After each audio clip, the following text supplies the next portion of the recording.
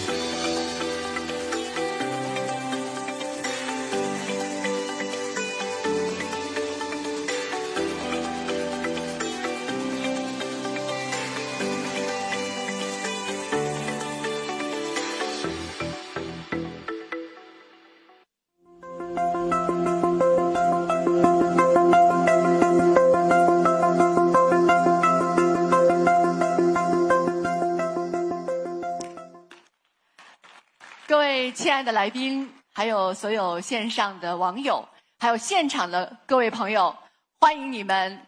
我是来自中央广播电视总台的主持人王宁。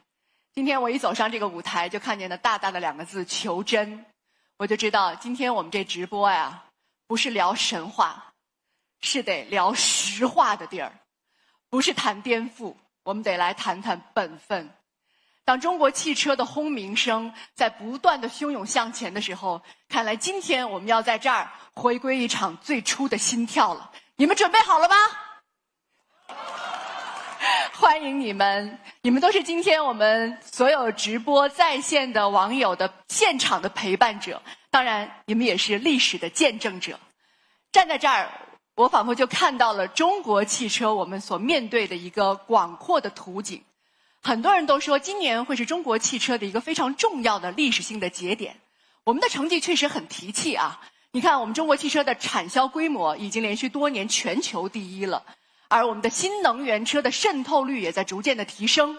更重要的是，我们的出海步伐从来都没有停止，在不断的向前。但是呢，当我们看到这样繁华的图景的时候，很多消费者也会觉得，有的时候吧，会有点懵。你看这个技术包裹的名字一个比一个炫，华丽的包装之下有非常多的需要我们消费者仔细算账的地儿，又有点算不太清楚。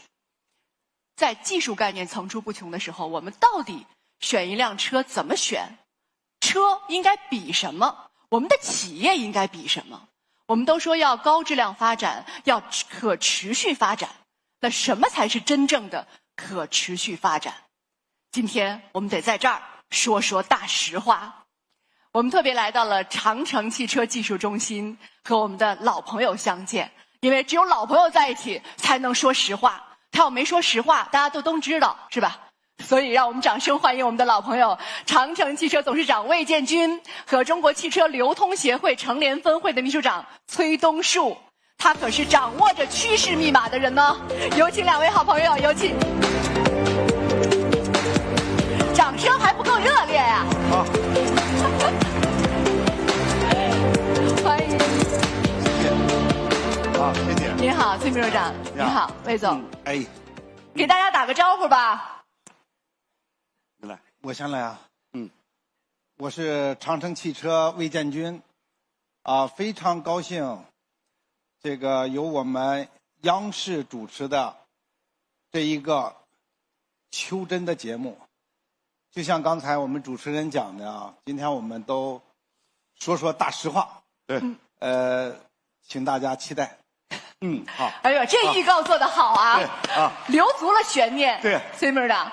大家好，我是崔东树来自长联分会我们长联会应该说在全国乘车行业一直关注行业的发展，尤其看到长城汽车从过去皮卡作为全国的领先者，到 SUV 成为全国这个高端领先者，到现在 MPV 我们的魏派高山又表现特别优秀，所以我们今天很高兴来到长城汽车，共同求真务实，探讨未来的车市发展。谢谢，谢谢，欢迎。这刚才啊，崔秘书长说了那么一长串，他都是有数据支撑的，因为他时时刻刻在掌握中国汽车行业的各种数据，透过这样的数据能够看清楚非常多的本质和趋势啊。我见魏总今年有很多次了，上一次印象特别深刻，美丽的都江堰，是HiFi技术用中国人分流治水的哲学，然后运用到了汽车上，当时给我留下了特别深刻的印象。后来我听说这 HiFi 技术不仅拿了大奖，而且在全球得到了认可。您跟我们说说。对，这个 HiFi 技术啊，是我们把我们1000多年的老祖宗留下的这个都江堰的这个治水的智慧，4、6分流的这种技术啊，对，用到了我们这个 HiFi 的这个技术上。可以说呢，这个技术呢，一个是呢，我们实现了低成本4驱；再一个呢，效率非常高，对，加速性、驾驶性安全性特别好，都非常的出色。对，这个技术呢，今年吧，被咱们这个中国的汽车工程学会，这个给予了我们这个最高的奖项，就是特殊的奖项，就是特殊奖，科学技术奖里面的，就是特殊奖、特等奖、特等奖。也感谢这个我们学会和这个汽车的技术界对我们长城汽车这套技术的认可。对，而且这些技术呢，现在已经广泛应用。对，也大量在出口。像我们的这个哈佛 H6，对，这个坦克的500、400，就是越来越广的这个应用到我们全系车上，因为这个技术呢，可以说是非常节油，性能还能提升，就是增加了很多的安全感。就是受到了可以说是广大的欢迎吧，而且它是用低成本实现了4驱。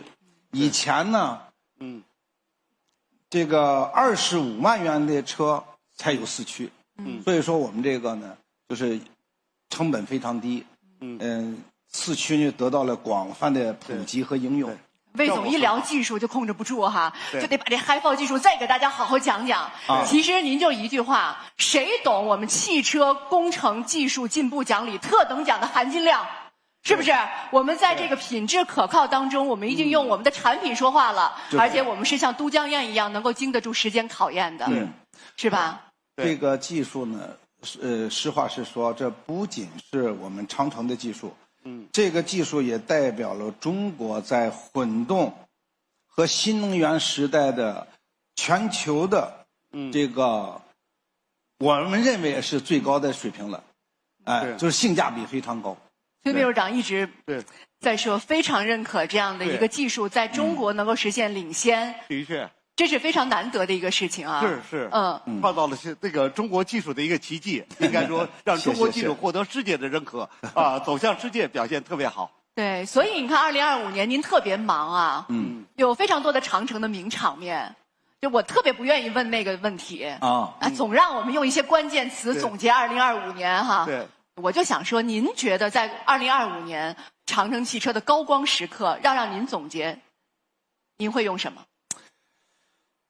长城呢，还是我们这几年的战略，就是守住底线，不忘初心，这个叫做有质量的市场占有率，要坚持我们所讲的长期思想，对，长期主义，对，不盲目卷入价格战，对，要把产品质量对搞好，对，这个应该说吧，就是我们认为呢，一是要扎实，对，二是要求真，对，求真，求真，对，这个当然还做了，就跟咱们光您就有2次，又是录播又是直播。对，先是碰撞实验，让我见识了怎么样守住安全底线，然后就是 HiFi 技术的一个见证。对，我们呢认为呢，做企业呢一定要看长远。对，我们也在呼吁要求我们高管们不要看当下，不要挣快钱，对，要看最少5到10年，到那个时候，我们长城汽车是什么样？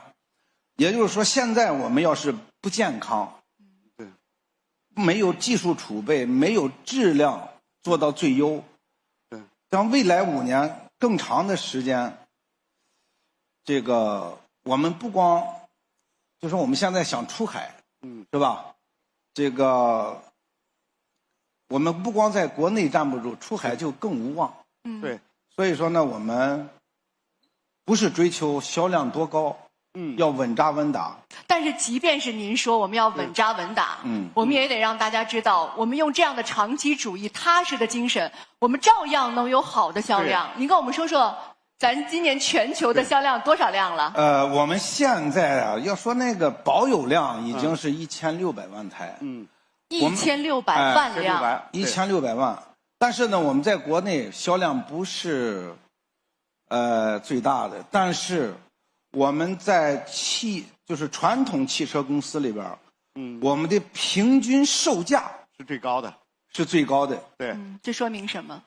对，也就是说，我们不打价格战，对，我们要不卷价格，卷价值，对，要看长远，是本着这样一个思想、一个经营原则去发展的。对，而且这样呢，我认为，做企业呢一定要追求长远的健康。对，这种长远的健康，我们特别通过搜集网友的一些提问和大家长期以来对于长城汽车的一些关注点，总结了3个。我不知道这3个关键词是不是能够支撑，就长城走到今天坚持的长期主义的一个核心的支点啊。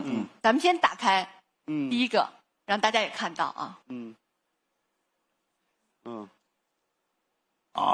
隐藏式门把手，大家突然之间就想起来了吧？对，魏总这个对，在行业内应该是魏总第一个提出来，就是全隐藏式的门把手是有安全隐患的。对，所以我们看到现在等于工信部也在调整关于这个把手的一些安全的设计。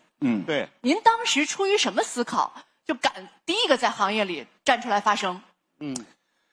实际上，在一个技术变革的时代啊，有很多技术都是盲目的。对。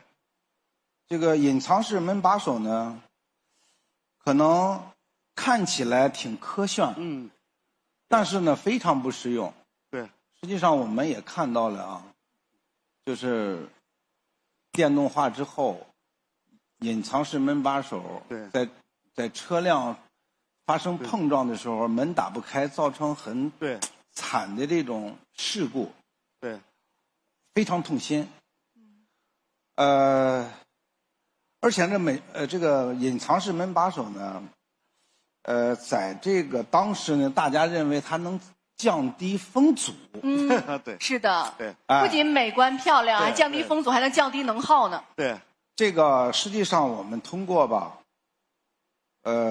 做实验，对隐藏式这个门把手做了深度研究。你们做了多长时间？对，我们在使用它的时候，我们初期也用，我们后来就感觉到这个东西非常的不合理。对，一个是所谓的风阻，减少了0.0001，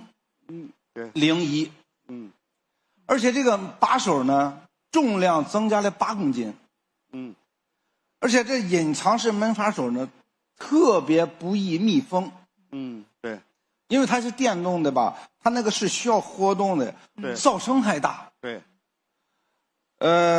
而且呢，它没物理的按键，一旦发生事故的时候断电了，你从里边也打不开。对，所以我们这7个月的这个对标研究，后来我们决定，今后所有的车辆，必须用传统的物理的门把手。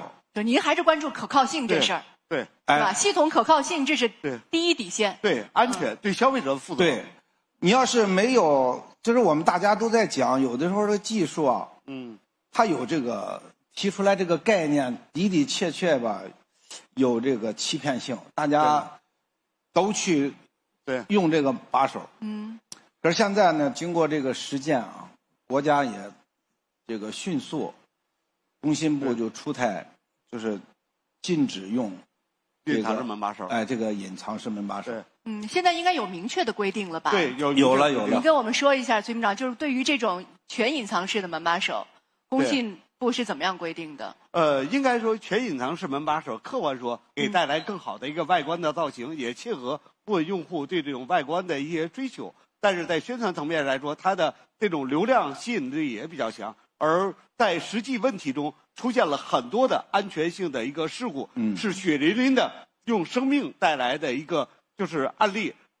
也是我们公安部、工信部所对这块有所这个考虑，所以出台了这个汽车门把手的安全技术的要求，把这个隐藏式门把手给予更加严格的一个管控，防止出现安全性的一个隐患。对消费者来说，这个生命高于一切，安全是底线。传统燃油车时候，这个安全是默认的，应该没有问题。但电动车，它的作为一个新品，它的很多方面设计还不是特别完善，尤其在这种断电情况下，安全性要有冗余的保证。所以，隐藏式门把手带来一定的一个风险。我们工信部是按照消费者负责的态度，跟魏总的考虑也是一样的。我们认为是把消费者放到第一位，所以汽车隐形门把手采取了这种管控的措施。对，其实从另外一个角度上来讲，也是您提出了这个全隐藏式门把手安全隐患之后，引起了整个行业的关注。就我们可能在这个同步制定政策的时候，也考虑到了整个行业对此的反思。这是非常重要的。所以我发现魏总，您经常会提出一些新的观点啊，往往这些创新的观念有可能会带来整个行业的一个重新的认识。所以咱看第二个，是不是又能为我们打开一个新的视野啊？低用车成本。低用车成本。对。这个可能在座的各位都比较熟悉了，但是我觉得毕竟我们有非常多的网友，您还是得跟我们解释一下。这个用车成本，前面尤其是加上了低，它意味着什么？实际上这个事情啊，要看，这个车辆啊，这个在全生命周期里边的这个用车成本。这个用车成本呢，应该说，这个我们用户体验到的是我花了多少钱，就是总的成本。我养这个车花的钱嘛。对。但是，你要是不考虑这个车的保有量，它有足够的量，这个修理的费用才能降低。对。你这个车，一共在全球没有多少保有量的时候，它会产生很多的想象不到的成本。对。你比方，你这个车的保有量要是低的话，你保险成本就高，对，维修成本，对，配件成本，对，哎，当然我们也要比油耗，对，而且呢，你往往这个保有量高的车，对，它的二手车的保值率就高，对对对，哎，你连这方面都考虑到对了啊，而且呢再次销售，你保有量越大，它这个市场的接受度越高，也就越高。对，所以说，这个我们要综合的看，这个应该是买得起，又能养得起，又得用得起，对，这才是我们这个造车的初衷。对，所以其实您是提倡，就是如果是拥有一辆车，我们应该从这3个维度考虑，对，买得起，但是你同时还得养得起，养得起还得修得起，对，没错，卖的时候吧，不要编制太多，对，因为车辆吧，它不像一个对手机，对，是吧？手机用几年，我们也不想去弄二手。实际上，这个从汽车的发达国家，都是从高端市场，这个车辆对，一步一步的对向低端国家去对转移，转移，对，哎，这样的话呢，它的生命周期就非常的长，对配件都好获取，人家也喜欢买你这个保有量大的车。我听说咱长城内部最近就为了让用户有这个低用车成本，咱为了一个技术发生了非常大的争吵，对，有一些争论。是这个我们吧，应该是在6、7年前，也的的确确啊，那时候，特斯拉先用的这个压铸的这个大的压铸件做车的骨架，我们应该说起步也很早，但最后，我们给这个压铸这个设备公司共同开发，这个压铸的这个大型的压铸件，我们怎么算账？一个是本身，要在中国，成本也不低，对，也不便利，对，也不灵活，对，而且呢，这个东西的维修性很差，特别差。你要一旦撞击，不像我们这个铁板的、钢的啊，我们能整醒出来。对，因为那铝一撞它就酥了，对，它拉不回来。对，所以说这个用车成本，而且这个实际上保险公司知道这事儿，所以它的保险费就变得非常的高。对，所以我们呢就没有选择，而且呢，我看全球的这些老牌的汽车公司都没选择这个压铸的这个技术路线。对，所以在这方面呢，还是从整个的全生命周期里边考虑各种的问题的出现，来计算这个成本，为用户去着想。对，您怎么那么心疼用户的钱包啊？对，因为我不心疼他，他不心疼我。对，这话实话。我只有心疼他。这是双向奔赴的心疼啊！绝对实话，我得说实话啊！对，绝对实话。你不是让我说实话吗？说实话。我要不心疼他，他到时候他明白了这件事，他就不心疼我。对，他为嘛买你的车，就是因为是的，您看是吧？包括崔秘书长，整个对行业一直在关注这些数据背后的，他们做对了什么，技术到底支撑了什么？那真正的为用户着想的那些长远的账本，得怎么算？为用户长远着想的话，我认为整个就跟刚才魏总说，低用车成本它是各种组成的。第一个来说，它要年折旧成本要低。我们的燃油车实际上使用的一般来说15到20年是没问题的，比电动车应该说使用年限要长1倍以上的一个时间。这样的话，每年的同样车价，它每年的折旧成本就要低1半。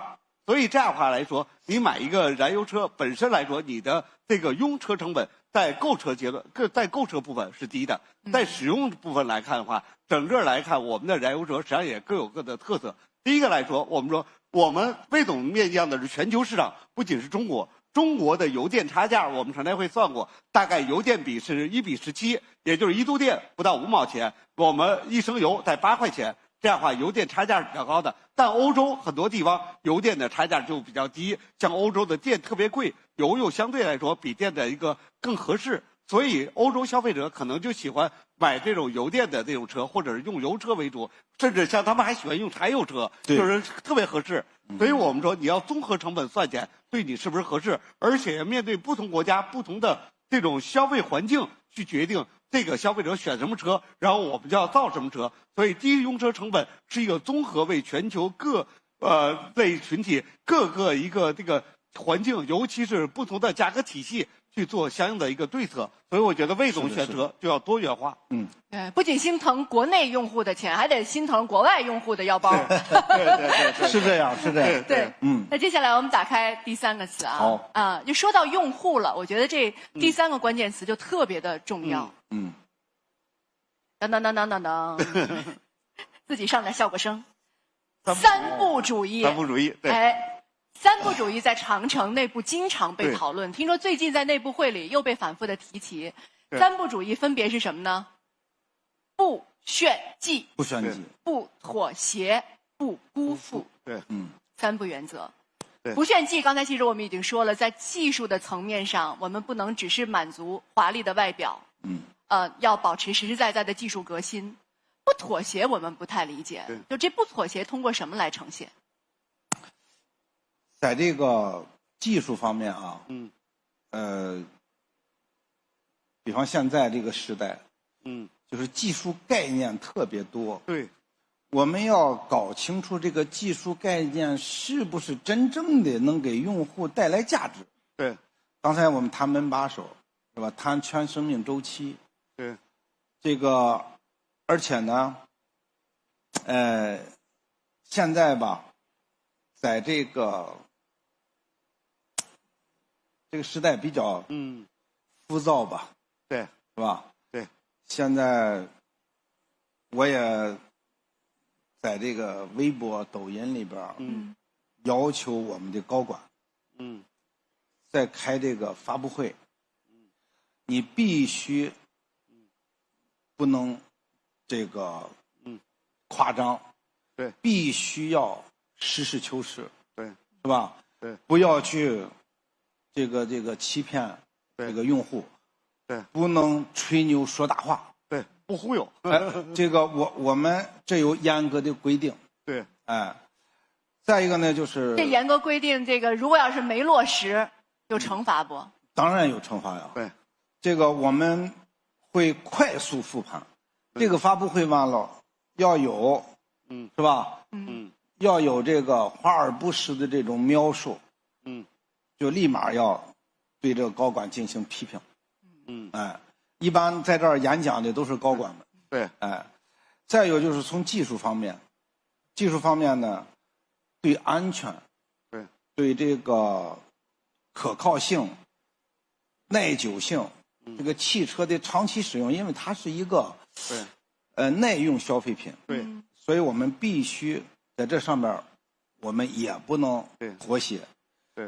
就是说我们的产品，再有一个是绝不能辜负消费者对我们的这个期望。实话实说啊，就是说汽车这个东西，是一个非常复杂的这个综合技术的这么一个载体。就是每一家汽车公司，谁都不敢保证万无一失。但是在这个发展过程当中，肯定会有技术出的质量问题，有供应商出的质量问题，也有我们制造过程当中的质量问题，还有我们销售服务当中的质量问题。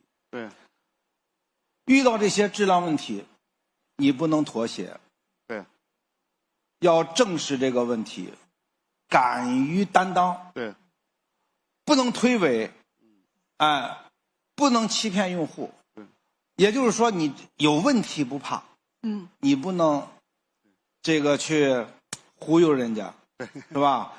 你欺骗人家，或者是甚至都有不负责任的那种行为，像这个我们就讲不辜负，一定要为用户负责到底，对，极致的服务，对，把真诚做到极致。对，真诚诚信，对，其实这特别难哈，我们保证一些关键的环节和这个方向性的问题不出错。对，即便是有一些小的错误出现了，我们敢于承认错误，敢于而且知错就能改。对，这本身是一个人非常优秀的品质，也是一个行业的企业特别需要的品质。是的，是的。我记得当时咱们在聊安全碰撞的时候，你也说过这一点，就是在技术层面上，我们不要求那些华而不实的东西，我们一定要回归自己技术向善的本质。您说到那个异形方向盘，说你们还真讨论过这异形方向盘。崔秘书长看来也体验过是吗？我体验过，我肯定体验过，因为我上过赛道，跟我说我是开过赛车的，然后在赛道我用那种那个赛车方向盘开时候开到200，我开的还可以，然后我能够控制这个，然后但是我方向盘用的都动作很小，但如果我认为我如果在这个大街小巷，在一个拥挤的路口，我要那个异形方向盘要快速的打轮的话，我很容易抓空，很不安全。实际上这个赛车的技术跟我们民用的一般技术不是完全一样的。你看就这么一个小事。秘书长说的那个赛车呢，几乎就是它那个方向盘和轮子是1:1的传动，对，就跟咱骑自行车一样，对，也就是这就打到头了，对，那方形的那方向盘，对。可是咱们大家都不习惯，也没有这个场景，对，所以说现在呢，异形方向盘，可以说你不光不习惯，还会带来，虽然它好看，有点科技感啊，对，但是带来驾驶当中的安全风险。对，这个呢，也应该从长远看，你必须匹配相应的技术，对，才能用这个方形的方向盘。所以其实看似是设计上的一点小小的变化，对，但实际上它所设计的是整个汽车安全系统性的问题。对，是创新解决问题，还是造成了新的麻烦，造成了新的负担？对，那这个衡量一定是在我们的这个企业到底要让用户体验什么？对，用户到底为什么而买单这个问题？对，是，对。现在呢，这个大家目前这个阶段啊，我认为，还是造车还是很多都特别浮躁。一个是呢，很多那个汽车公司呢，这个都被这个资本呀裹挟了，对，都裹挟，就是就塌不下心来去做真正的技术。对，就是拿这些看似炫酷、华而不实的这些技术呢，一个是忽悠消费者，一个是忽悠投资者。对，大家都准备好小本本呢，又开始说实话了，赶快都记下来。对。还有一个呢，就是现在这个时代呢，为了获得用户的认可，是吧？这个在宣传这个车的性能上、技术上，对，过大的这个夸张，对，这样的话呢，就使得这个汽车这个市场氛围，这个非常不健康，对，浮躁了。所以说我们也为什么我们要求我们自己，你必须要做到诚信，你一定我们所这个描述的承诺的，一定要跟我们事实相符。对，这就是我们就所谓的底线。对，就是不妥协、不辜负。这就是我们那个要求。所以其实你也一直在强调，就是技术向善这个问题。对，我们这个车里面所有的零部件，我们都得要经过时间的考验。对，以10年为界限，我们要让用户踏踏实实的，就是过日子一样嘛。过日子咱一开始可能都图个新鲜感，有那种激情。但新鲜感过后，我们还是要在一起陪伴，长情的度过。那这个就需要可靠，有责任心。对，这跟过日子是一样的。没错。这个技术啊，就应该本善。对，技术不是用来炫的，是应该为用户提供。对，不要给用户找麻烦，而且呢，要给用户提供非常便利、放心的，这个能帮助他过好美好生活的这个产品就可以了。所以我们呢始终觉得每一个技术呢，这个或者说每一款车交付的产品本身就要就带有善意。我们长城汽车呢不断就是在审视我们自己。对。一些创新的配置我们都要经过多轮的评估，凡是不符合这个用户利益的，对，存在着潜在风险的，我们不仅就是要制止它，而且要迅速的改进，要彻底的改。所以现在呢，用户这个最本质的，就是我们现在就是把那个用户最本质的需求，我们满足它。其实呢，现在就有3个吧，就是这个汽车的这个使用场景，是吧？就是安全可靠，对，就是顺利的从 A 点到 B 点，而且使用成本就非常低。对，一个好技术呢，就是好不好，就是看能不能满足用户这个本质的需求。对，对。所以我们这个企业呢，把这个技术做实讲透，如果这个有这个存在着哪些短板，对，或者是呢对用户呢有这个伤害的这个情况下，我们都要一五一十的要讲给用户。对，而且呢，我们认为呢，我们应该非常透彻的讲给他。这也是我们作为就是汽车服务商的一个责任，也就是让用户有知情权。对，就是这么一个概念。咱总结起来就3个字儿呗，不忽悠呗。不忽悠，不忽悠，坚决不能做大忽悠。对，是吧？所以我们现在呢，下来我们需要建立一个长期的，是吧？对，就是搞一个购车防忽悠指南，防忽悠，给用户防忽悠。购车防忽悠指南。对，咱们弄一个这个谈不上有些事，有些情况下吧，对，就是好像不是欺骗，但是忽悠这个东西呢，对，有的时候这个一忽悠他这个情绪一高涨，就下单了。对。所以说呢，对，我们把这个用套路解决它，对，防止它忽悠，对，是吧？给用户带来这个暗地里边或暗藏的这个风险。我觉得，对这个呢，我们也会把它作为长期的，对这个诚信表现，为用户负责的表现，我们要推出它来。对，哎呦，看来这个魏总的小节目马上就要上线了哈。对，魏总之购车防忽悠指南之1，可以分好多的续集。可以。哎呀，特别期待啊！好，对。这其实特别困难。对，那你看，今天我们能够在这么多的用户面前来开这个发布会，我们可是全开麦啊！大家知道全开麦的含金量吗？尤其在现场，不仅有很多用户，还有非常多的行业媒体。对，有非常多的媒体观察人员。所以我在想，他们肯定就得想着，哎，王宁，你怎么不问我要问的问题呢？我比你更专业。得，现在我就把这个采访权交给大家。我们可以有几个现场观众的提问，但是你们得保证得说实话，得问真问题啊！来，举手示意我，让我们的工作人员准备好话筒。第一个举手的那个男士。好的，谢谢王宁老师。魏总好，崔秘书长好。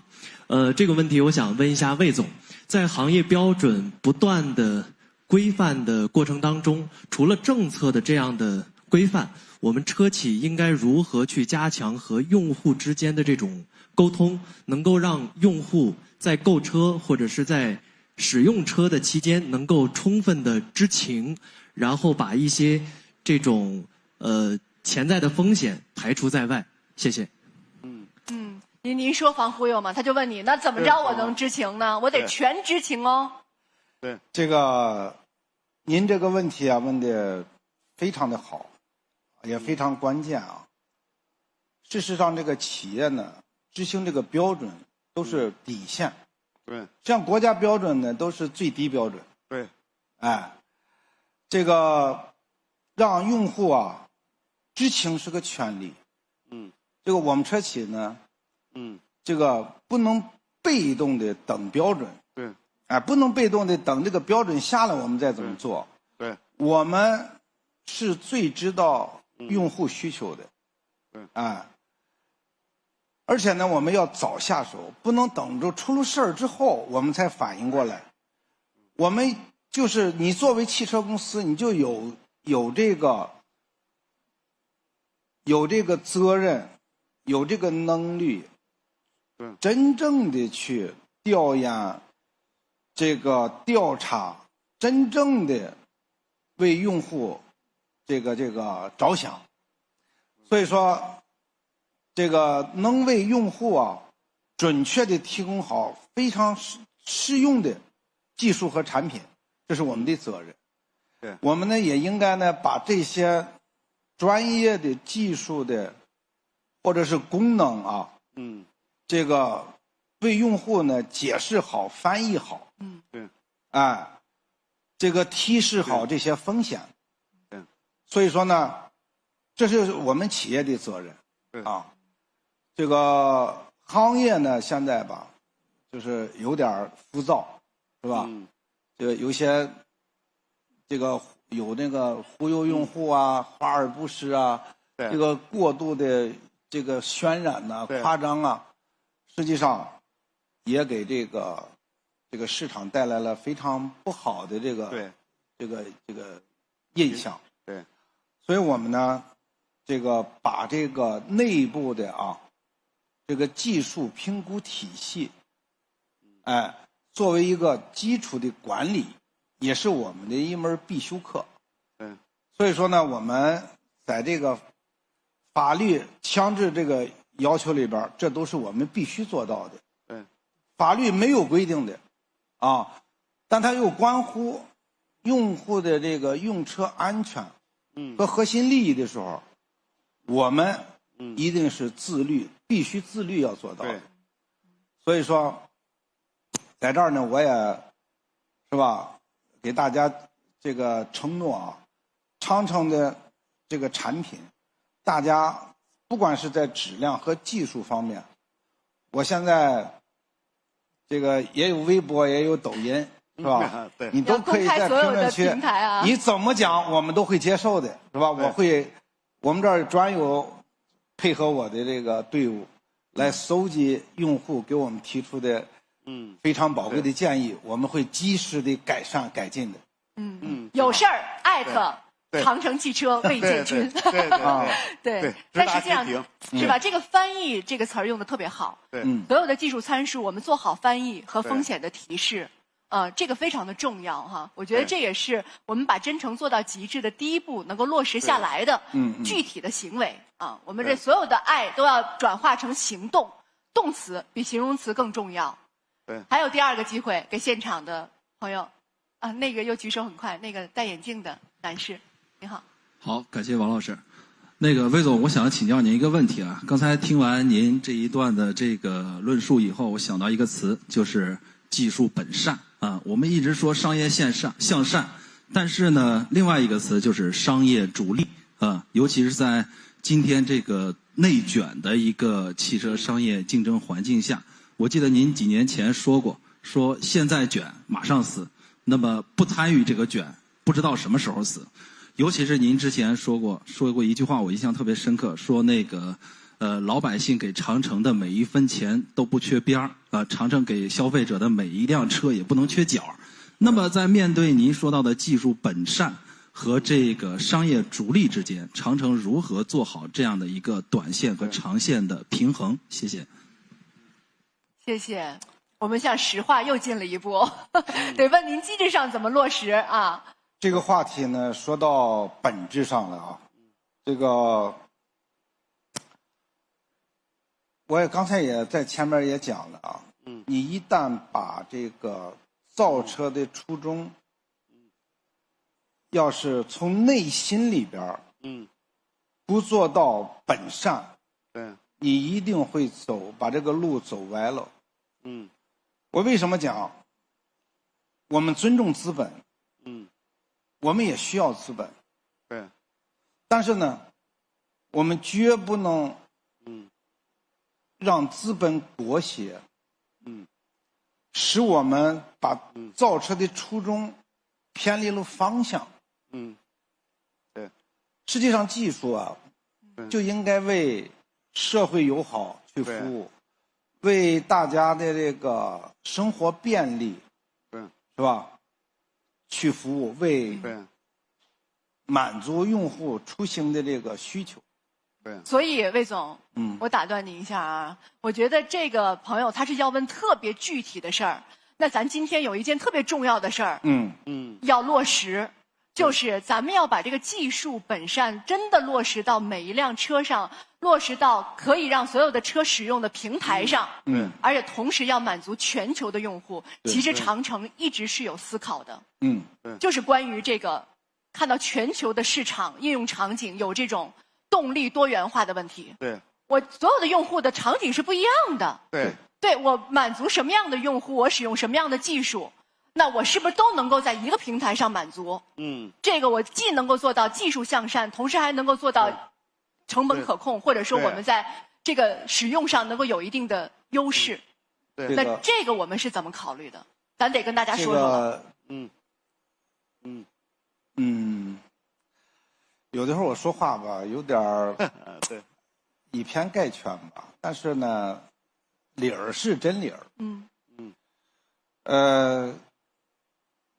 我们最早这个电动车是油改电，后来呢，都见这个大势啊，实际上那个场景下呀，都开始打造这个电动 EV 这个专属平台。这个可是这个电动车呢，现在看，纯电车还没形成商业闭环。可是我们呢，又面对着全球用户的需求。我们中国电动车发展很快，渗透率也非常高了，达到了60%。可是现在国外呢，人家又有柴油、汽油，也有碳性燃料，就是生物燃料。每一个国情又不一样。所以我们今后的车，我们应该怎么去满足？所以我们因为全球化是必答题，咱说咱不出海不行，出海我们去占有全球的市场是每一个汽车行业的必答题。您说的这个没错，所以说我们要满足啊，我们作为一个工业大国啊，制造大国，也作为一个汽车大国，正在向这个汽车强国的这个迈进。我们的定位呢，我们长城一直是希望啊，我们的目标是为全球用户服务，为他们提供产品，我们的产品呢能为人家带来价值。实际上，就刚才前边那个，我不心疼他，他就不心疼我。就是这么一个简单的交换。可是现在我们搞得比较复杂啊。可是我们这个电动化，我们可以，国内我们达到60%了。实际上我们在某些国家，它连1%都不到。没错。就是他们没有电动化的需要，比方说，你像那个中东，油很便宜，是吧？有的地方很缺电，不缺油，没错。而且呢，这个时候呢，就给我们提出来一个挑战。什么样的挑战？咱得我们这用了大概这个4、5年的时间吧。我们就是造了一个，就是拿出了一个技术概念。叫一车多动力平台。也就是在这一个车上，我们可以装基本上各种动力，柴油、汽油，这个混动， EV，嗯 PHEV，对，哎，这样的话呢，就给全球用户，或某个国家或某个地区，它需求就多元化，对，满足呢更多的用户的选择，对，和实话实说，这里边就叫能源结构。对，人家的能源结构，有的汽油就便宜，对，有的地方柴油就贵。每一个国家、每一个地区就是多样化的。我们作为一个汽车大国，就应该满足这个全球用户的这个需要，这是我们的目标啊。当然，我们大家都知道，现在我们进北美是进不去的，是吧？但至少我们知道了，我翻译一下，就是这个一车多动力的这个平台，就是保证未来我们可以一车多品类，对，一车多姿态。哎，对，对，我们这个呢就有这个筹划啊，这个构想里边，当然现在已经实现了啊。我们现在一车多品类，我们又能有轿车，对，又有 SUV， 也有 MPV，也就是说这个车呢，这样一个多动力，多品类，多车资，就能更多的满足，就是这个各个国家和地区的需求。这样的话，就使我们的市场面扩大了几倍。对，这样的话，市场保有量越大，对，我们这个车给用户带来什么好处呢？保有量大，他买了个电车，买了个油车，买了个混动，能带来什么好处呢？我们只是在动力上的变化。对，保有量越大，维修越方便。对，维修越方便，对，技术门槛就越低。对，零件还是为用户考虑。哎，零件也就越丰富。对，保有量越大，保值率越高。对，这个保险费也就越低。应该说，越是这么大的一个保有量，对，质量的稳健性就变得非常的好，因为它的变化点少了，对，批量大了，对，质量的这个可靠耐久性，对，毛病就少了。所以这技术上的事儿，咱以后还有重磅的发布会，得仔细的讲。对，咱这儿还得留点悬念，魏总。不能都说完了。对，就是这一车多动力的这个平台，对我们未来其实要装载到一些车型上的。那这个车型包括未来我们要做的这个整个的技术的，对，跟大家沟通的细节，其实还有非常多的功课要做。对，这都是之后您得慢慢来答这个题，对吧？是。包括这个一车多动力这个平台到底叫什么名字？有没有这个让大家眼前一亮的名字？就跟长城一样，想到长城就想到脊梁。这个名字吧非常难起。您今天提出这个问题来，对，因为这个东西啊，它非常有特征啊。对，因为这个构想非常丰富，对，又满足了这么多的场景。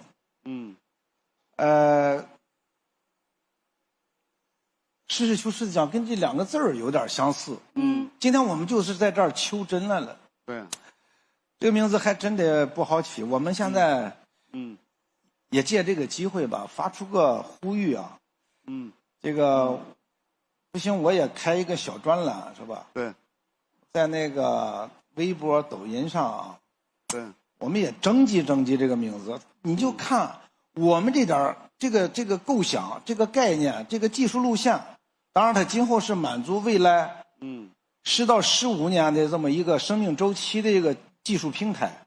当然，今天我们发布的是欧拉5，实际上呢，这个平台概念呢，是从 A 级车、B 级车、C 级车到 D 级车，它的动力丰富，品类丰富，对，这个应该说，我认为这个构想吧，多少年起步？对，啊，这个穿越周期多少年起步？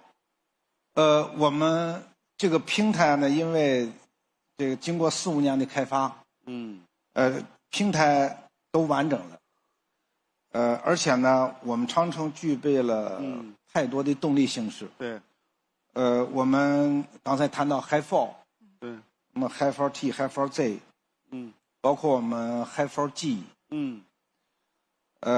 我们那个柴油车、柴油发动机、汽油发动机，对，混动，就特别的丰富。对，而且现在我们真的啊，我们要拿一个电动车要到国外卖去，你要拿泰国举例子吧，我们的柴油机在那儿卖的非常好，在东南亚。对，因为它那柴油是被国家鼓励的。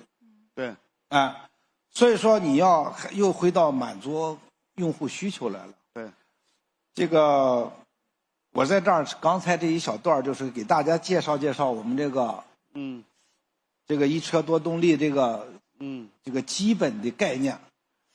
这个主要是为了告诉大家，这是一个可以穿越周期的一个平台。对，我认为至少10年起步。我认为这个路线呢，是对国家、对全球的这个汽车从业者，和包括我们用户都是有益的。对，因为它能够这个减少开发成本，减少制造成本，减少物流成本，这些减少，最终都是要回归用户的。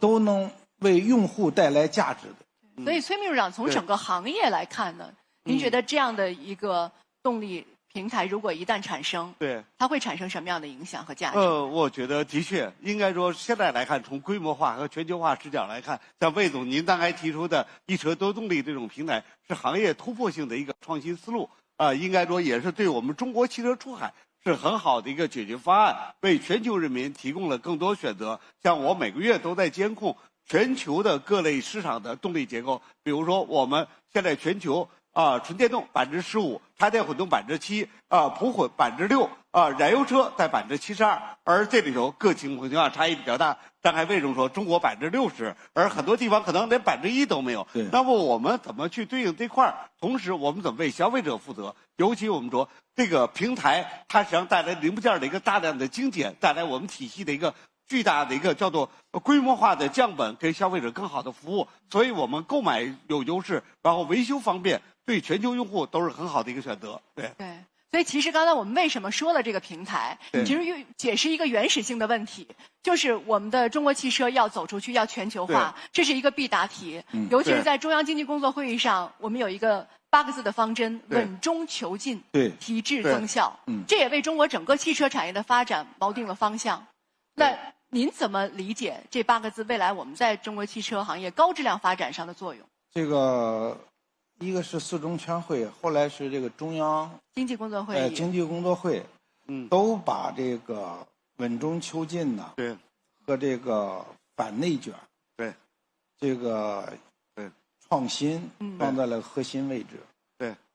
这个呢可以说我们非常就是中央给我们指出了这个明确的方向，而且呢，未来高质量发展是一个主流的这个话题。所以我们这个非常有信心呢，在未来的参与全球的汽车竞争当中，我相信呢，中国的汽车一定会呢从汽车的制造大国变成汽车强国。我们也相信很有自信啊，相信我们这个平台，我们这个概念的平台，也会为汽车的这个工业发展和用户带来非常好的体验。当然又回到这个名字问题上，还没说清。这个希望心心念念的这个平台的名字，我看这个名字应该起一个什么样的呢？希望网友们啊，给我们起个特别贴切的，是吧？真正把我们这个平台的理念，是吧？能够诠释清楚的这么一个名字，嗯，我觉得也是非常有价值的一件事儿吧。对。所以我们其实可以跟现场互动一下，不知道我们的导播老师，我们还有没有时间哈？我们现场有一个提问的机会，那大家针对刚才我们特别说到的这个话题，有没有一些自己的疑问？哎，那个男孩子，那个戴眼镜的。魏总好，刚才你也提到了，咱们这个平台可以实现一车多动力，然后一车多姿态和一车多品类。对。然后咱们长城未来有哪些车型会采用这个平台？您可以透露一下吗？谢谢。对。这么快就来剧透了？对。刚才那个王宁老师也问过了这个问题啊，就是我们这个平台呢是从 A 级，就是咱们通俗讲的这个，咱们汽车圈都知道啊 ，A、B、C、D 级，基本上都是采用了这样一个，就是大小之分。然后呢，因为它的特征不一样，比方我们这 A 级车它就没有柴油动力，但是它有汽油、混动、EV 和 PHEV。对，你要像我们那个 C 级车和 D 级车，它有柴油，对，有这个混动，也有纯柴油，也有当然完全也可以做柴油混动，是吧？对，我们也有呢，像那个我们这个叫这个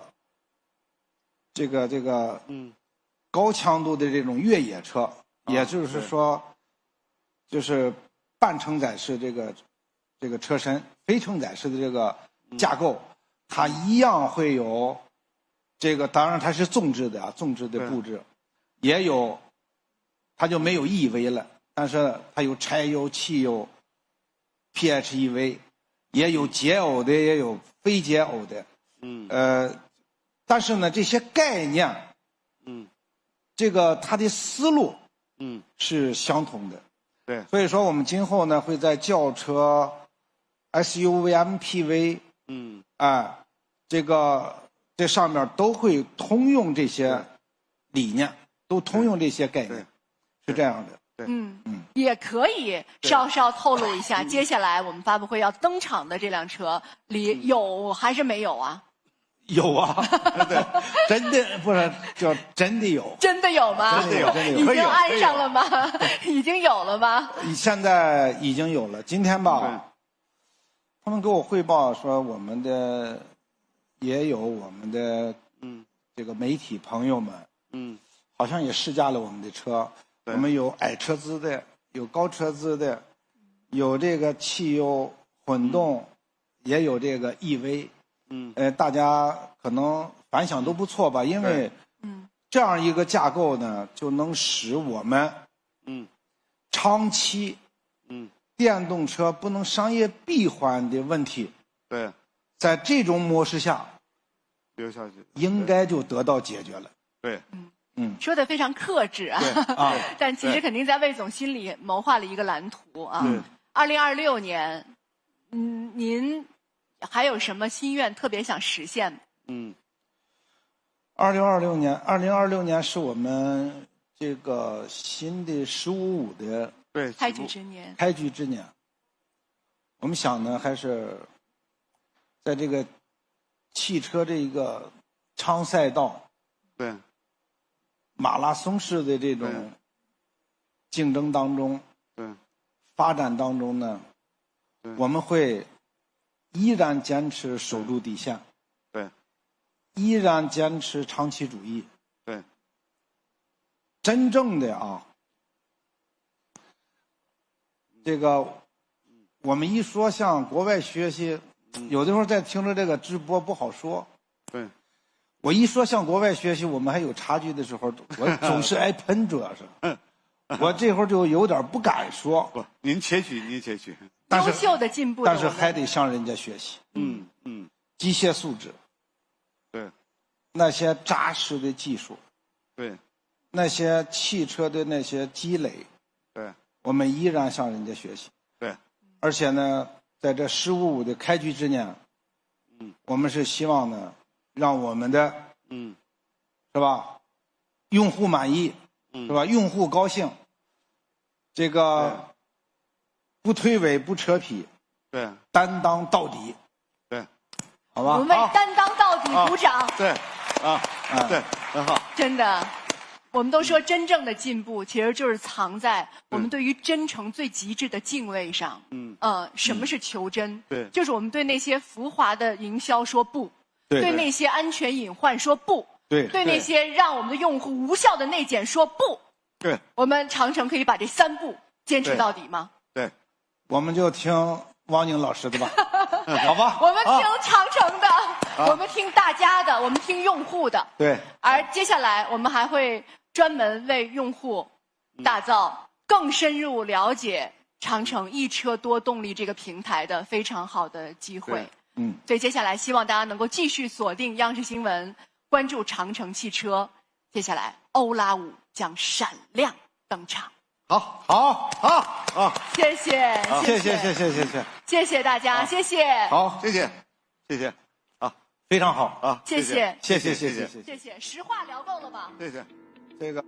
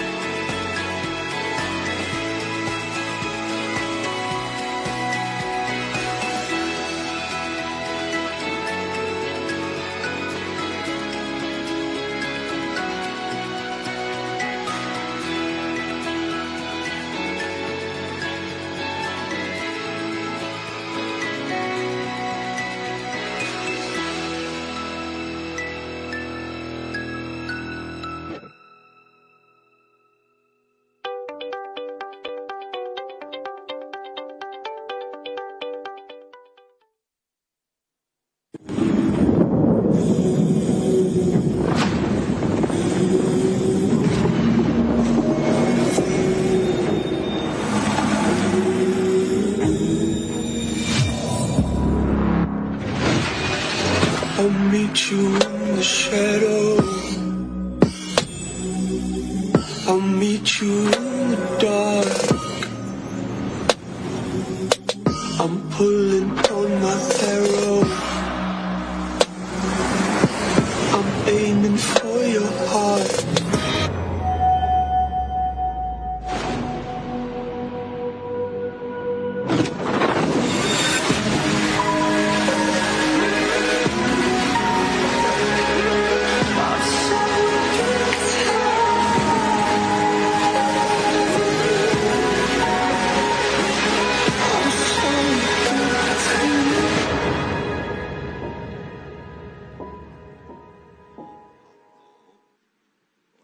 有请长城汽车欧拉品牌总经理吕文斌先生上台，掌声有请。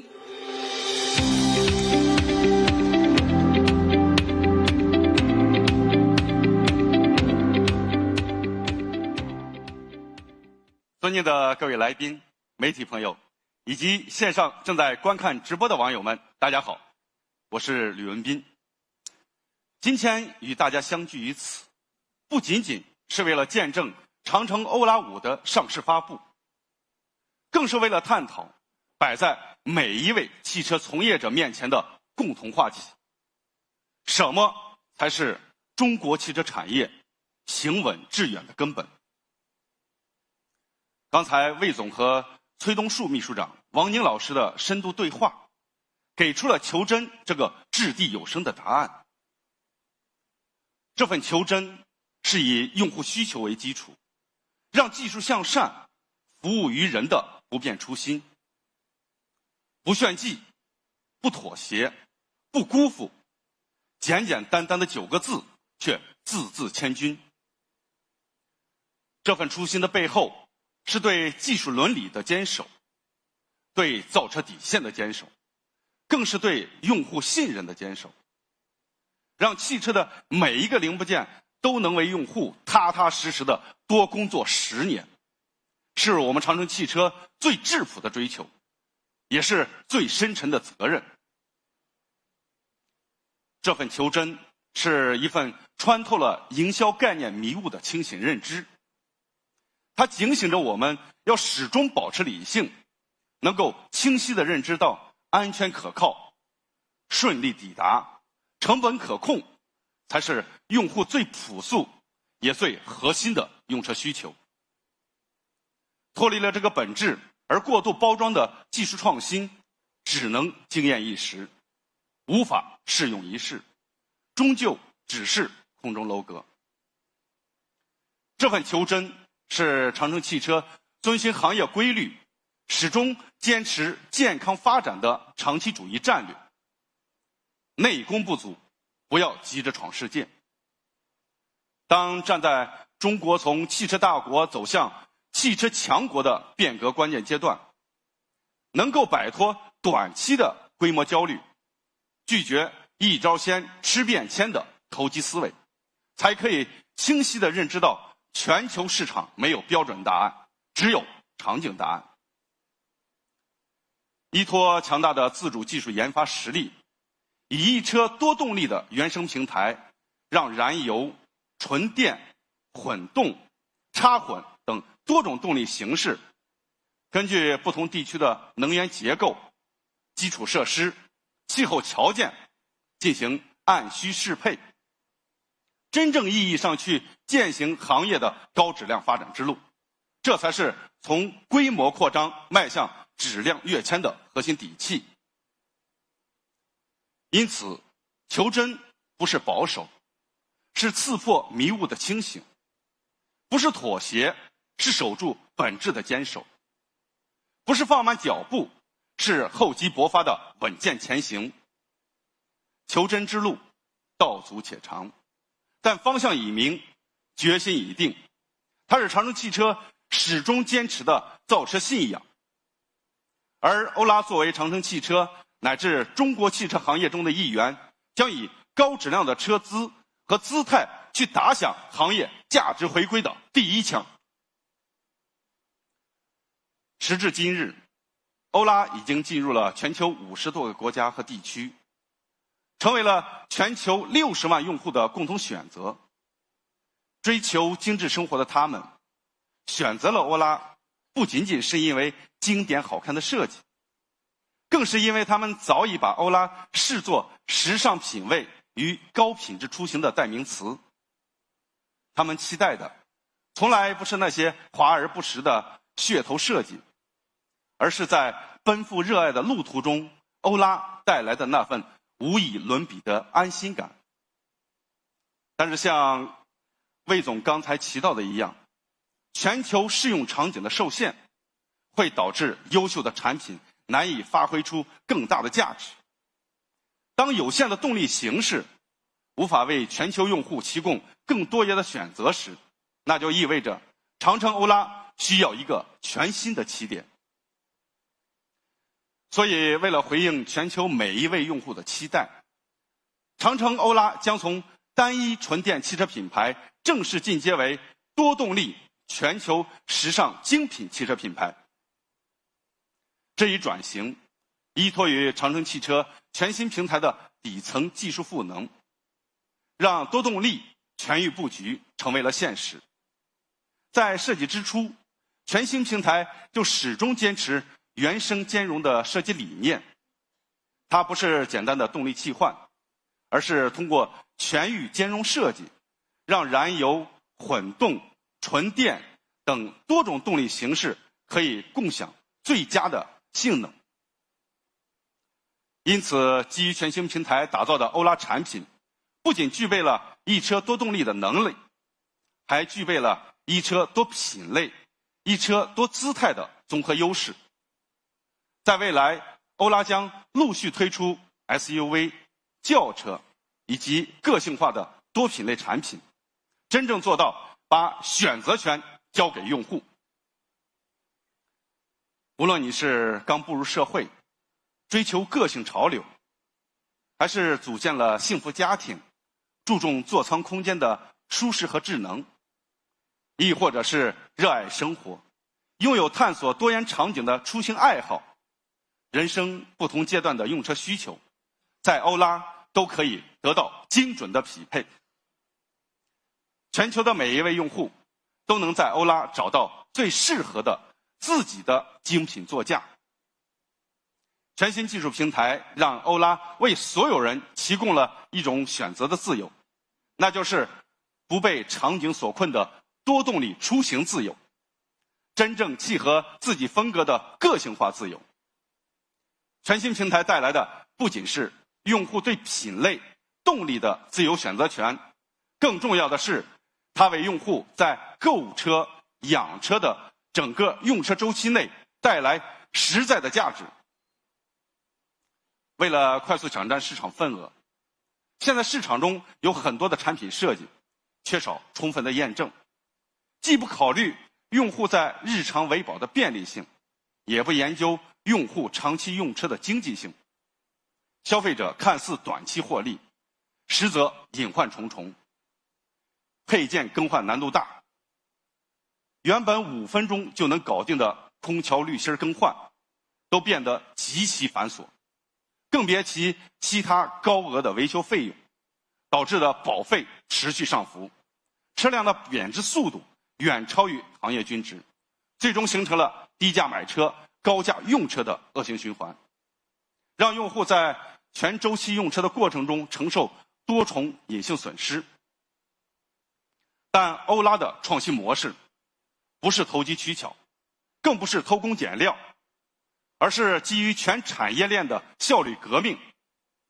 我们的核心底气源自于全新平台的高共通化和高集成化，通过跨动力、跨品类、跨市场的零部件级极致通用化，我们不仅大幅提升了研发生产的效率，更重要的是，创新模式为用户带来了可感知的显性价值，更低的用车成本，更可靠的产品品质，更便捷的用车体验。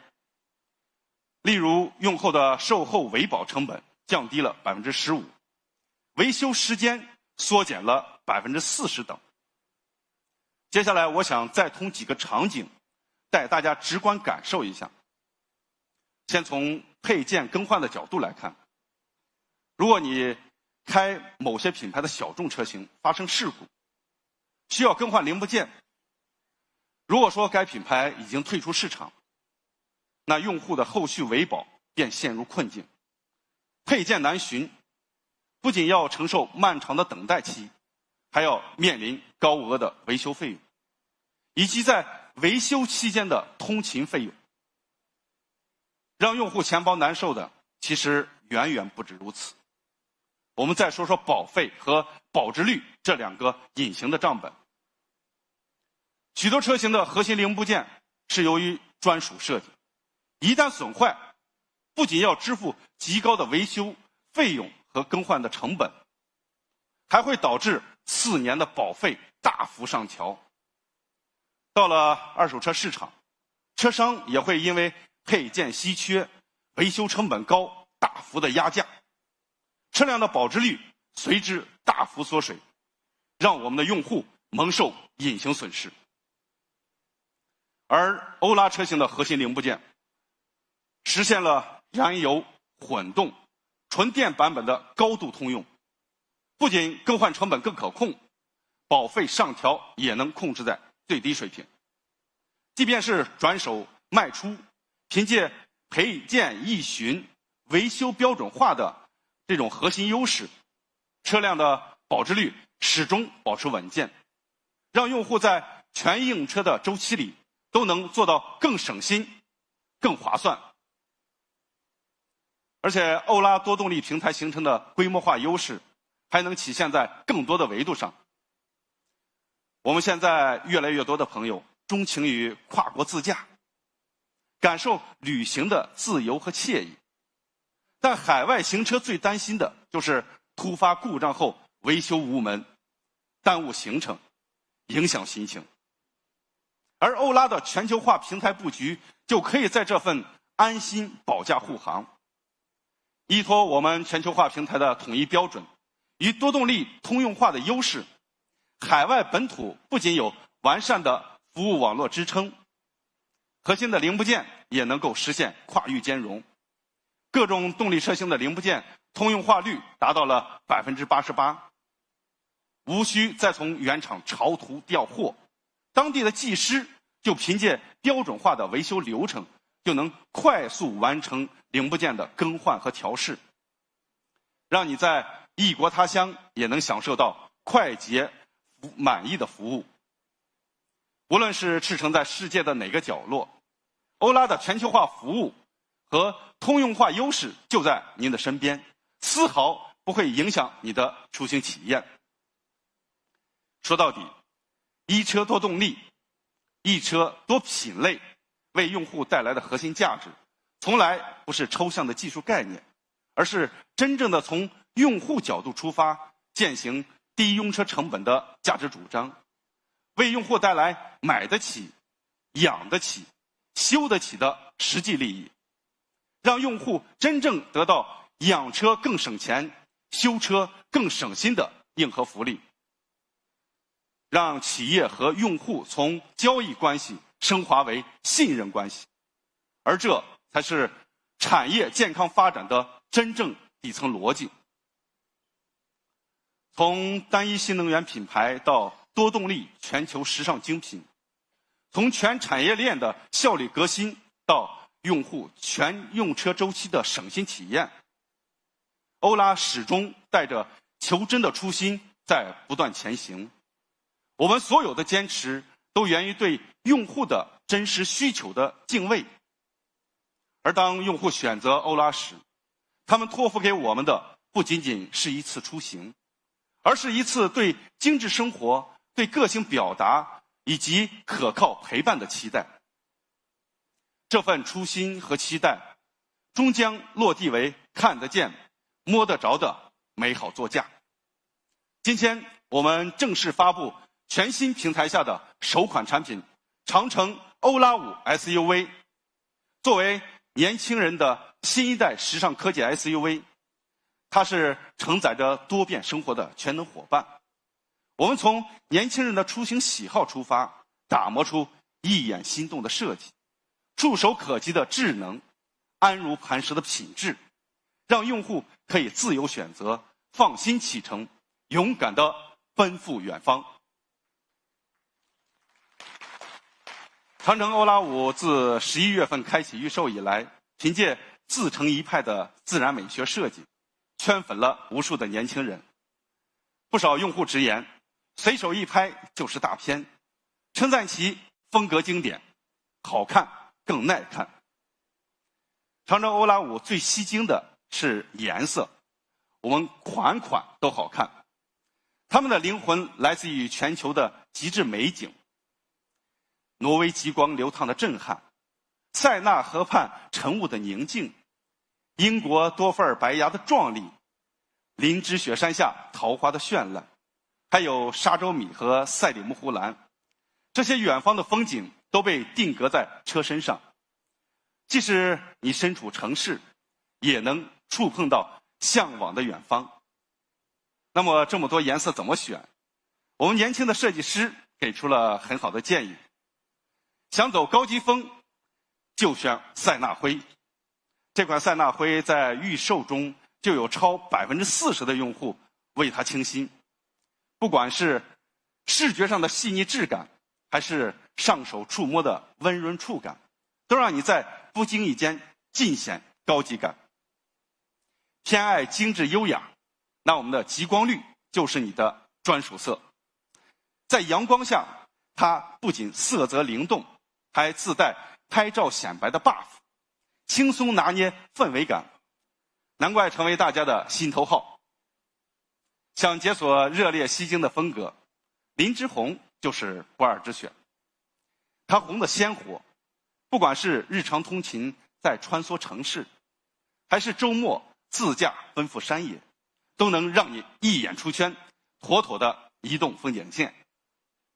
那我们的6款颜色都是为追求时尚、敢于表达的年轻人而来。长城欧拉5的内饰也同样受欢迎。我们的整体设计是松弛又治愈，带千鸟格纹的万物棕更是凭借独特的风格圈粉无数，被用户评价为有品位、百搭又出片。好看的颜值让人一眼心动，靠谱的实力才让热爱长久。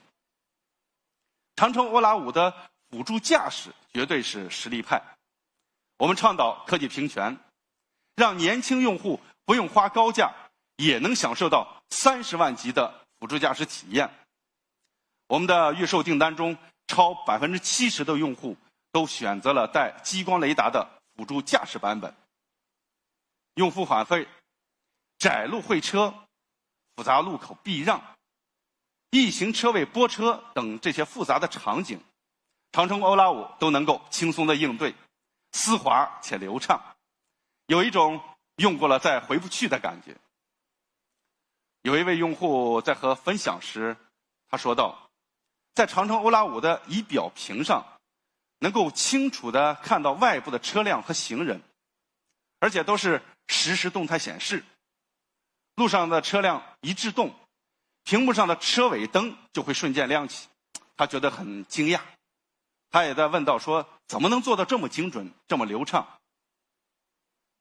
其实这是我们的还原世界功能，能够让驾驶者看得最完整、最真实的道路状态。不仅是刹车灯，即便是车门开启，或者是我们打开双闪，就连路边的锥桶数量和位置都能够清晰的还原。当然，这只是我们辅助驾驶能力的一个小小的展现。之所以能做到如此精准的动态还原，背后是强大的硬件和系统支撑，包括激光雷达和摄像头，我们有27个感知硬件，还有车载的高算力平台，以及端到端的大模型 C， 再加上我们高算力的9轴超算中心，为系统提供了稳定高效的算力支撑，让 AI 大模型能够快速迭代，越用越聪明。这也是让我们的用户能够永远站在时代的前沿，第一时间享受最新的科技成果。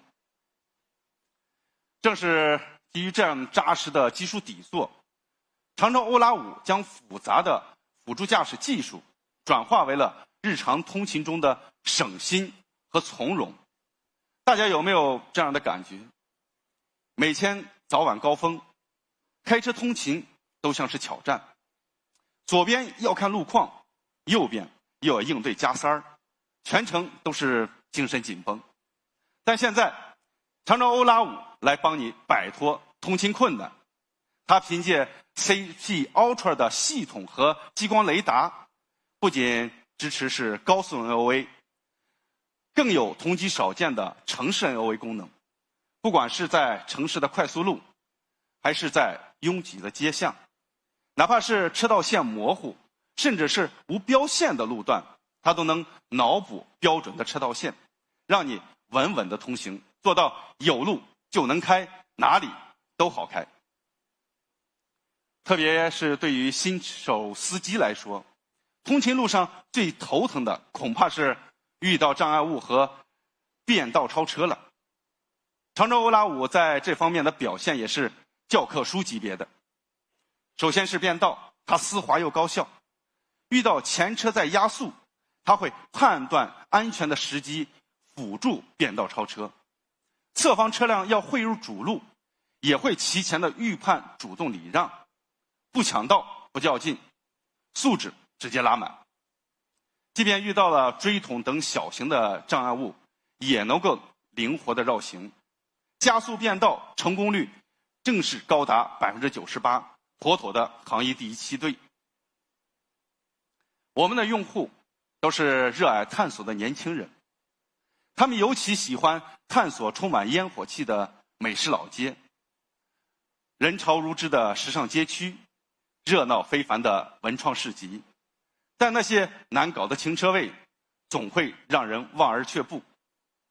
不过不用担心，长城欧拉5就是你的停车神器，让你在探索城市的路上停车不犯难，轻松解决所有的后顾之忧。它可以支持200多种泊车场景，不管是老街区的超窄车位，还是车库断头路的极限停车点，还是没有标线的野生车位，它都能够轻松的拿捏。哪怕是与邻车只剩30公分余量的超窄车位，长城欧拉5也都能够精准入位。也正是这些实打实的能力，让长城欧拉5的辅助驾驶系统完全可以对标30万级的产品。无论你是新手还是老司机，驾驭长城欧拉5都能够更轻松、更安心。未来呢，我们还将实现车位到车位的全程辅助驾驶，以及同级最长3公里的记忆泊车，而且还能储存是100条常用的停车路线，行业绝对领先。我们这些功能呢，很快就会陆续上线，敬请期待。这一切的硬核辅助驾驶能力和泊车能力，都源自于长城汽车的第3代 CP Ultra 系统。它目前已经陪伴用户安全行驶了2.3亿公里，相当于是绕地球赤道5600多圈，累计使用超280万小时。如此海量和充分的验证，铸就了这个系统是无可比拟的可靠性和安全性。这份对技术和用户安全的坚持，正是长城汽车不妥协的精神有力落地，以1000万次实战和迭代铸就安全的底线，用真技术带来真实惠，让年轻人花小钱也能享受越级的安心。这是长城欧拉5的底气，也是欧拉品牌对用户的一个承诺。如果说长城欧拉5的辅助驾驶像老司机一样可靠，那真正懂年轻人的车，更要把座舱打造成有温度、会进化的移动空间。开上长城欧拉5的朋友说，现在每天出门，烤一块面包，手冲一杯咖啡带上车，车内满是淡淡的麦香和醇厚的咖啡香。其实这份惬意和舒适不是偶然，而是长城欧拉5在座舱健康上的用心设计。我们始终坚信，用户的健康面前无等级，用料好坏不要看车价。正是这份以用户为中心、技术向善的理念，让长城欧拉5在健康用料上绝不妥协。因为每一次呼吸都容不得半点将就，每一次安心都不能打半点折扣，实打实的环保用料，默默的守护我们所有用户的健康。这就是欧拉对技术向善最硬核的诠释。正因为如此，常州欧拉5近期赢得了中汽研汽车健康联合研发中心颁发的2025年度5星健康车的称号。评测中，常州欧拉5在清新空气、健康防护和绿色出行的3个维度表现卓越。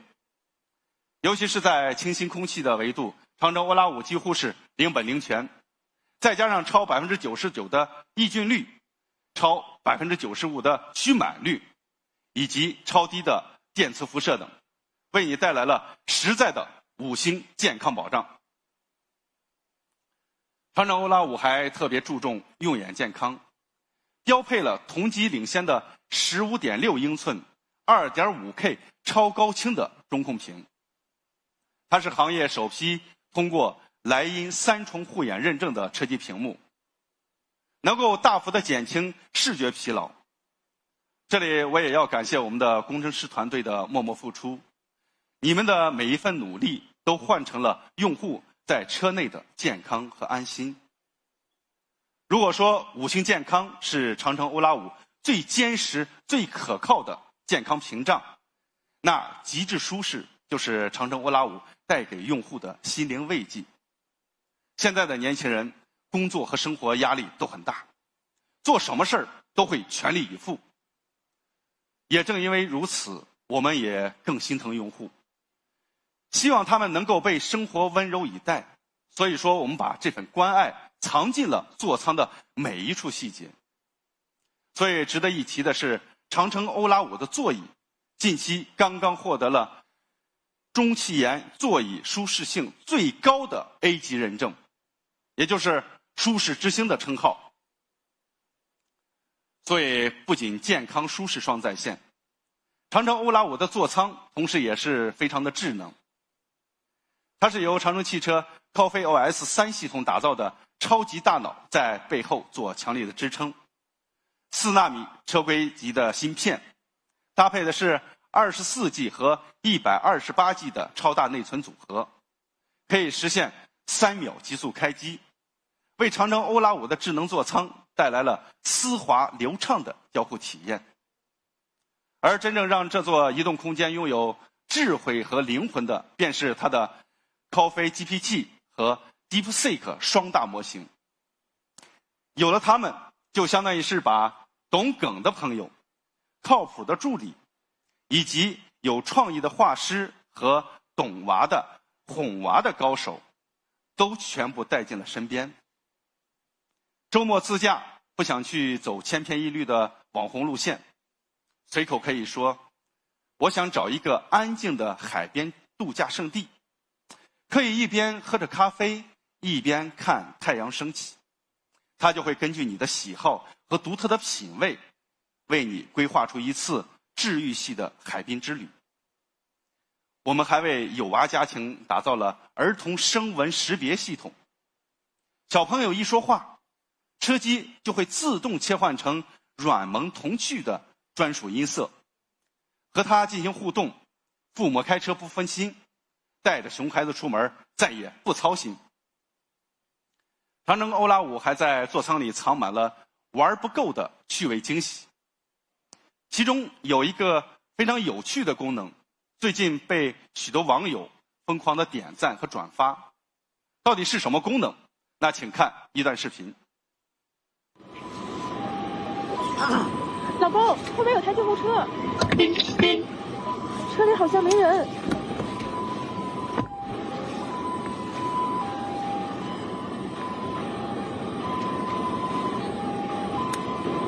现在车停这儿了，车牌号是京 EMF， 后边来辆救护车过不去了，请过来挪车。现在车停这儿了，车牌号是京 EMF， 后边来辆救护车过不去了。